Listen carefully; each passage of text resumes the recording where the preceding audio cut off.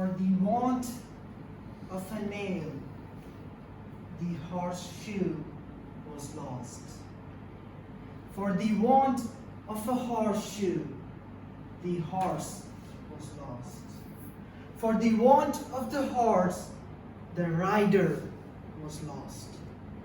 For the want of the rider, the message was lost. For the want of the message, the battle was lost. For the want of the battle, ladies and gentlemen, the empire was lost. Good evening, everyone. Good evening. Today, I shall be taking you all on a journey with me where we will explore perfectionism. There has been a lot of talk about perfectionism in OCD. Let's explore it. What is perfectionism? What does it mean? Is it a good thing? Is it a bad thing? Should you apply it? If yes, then to what extent? Let's start with the basics. The very definition of the word perfectionism in layman's language can mean the tendency, the need, the desire, the wanting to do everything to utmost detail, never leaving any gap, any room for improvement, going the last mile. That's what perfectionism is.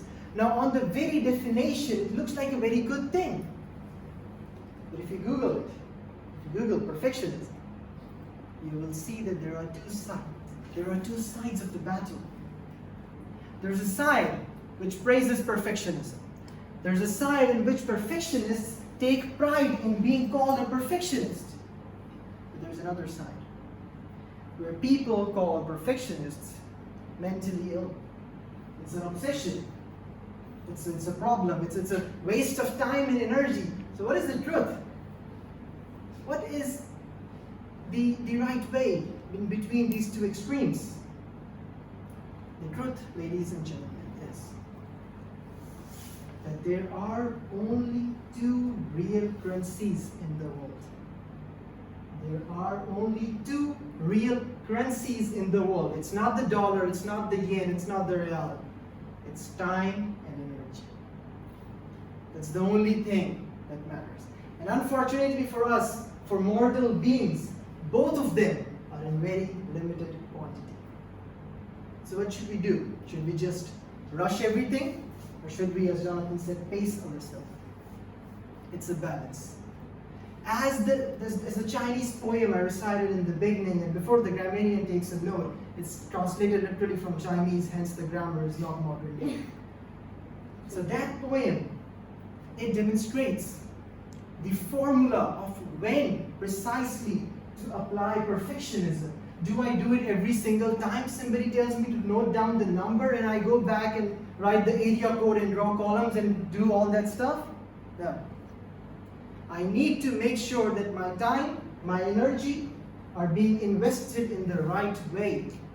So the formula for perfectionism is greater the thing at stake, the more minute the detail you should attend to. Like the poem, the entire empire is at the stake. What do? You make sure that even every single nail on the horseshoe of the empire is perfectly there. So maybe somebody at the stable took a look at the horseshoe and he said, it's only one nail missing, let it go. And what happened? The entire empire was lost. Had it been a perfectionist, he would have been like, no, even if that nail is slightly loose, I will fix it. Hence, the need of perfectionism only implies when what you are doing is extremely significant. Are you taking notes that maybe you are not even going to read again? Then you don't need to waste your time and energy. But if it's a project, if it's an assignment, it's something that can literally change the direction of your life and career path.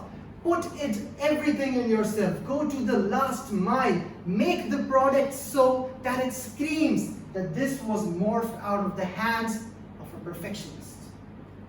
And this is why we perfectionists take pride in being called a perfectionist. This is all from my side. Thank you so much.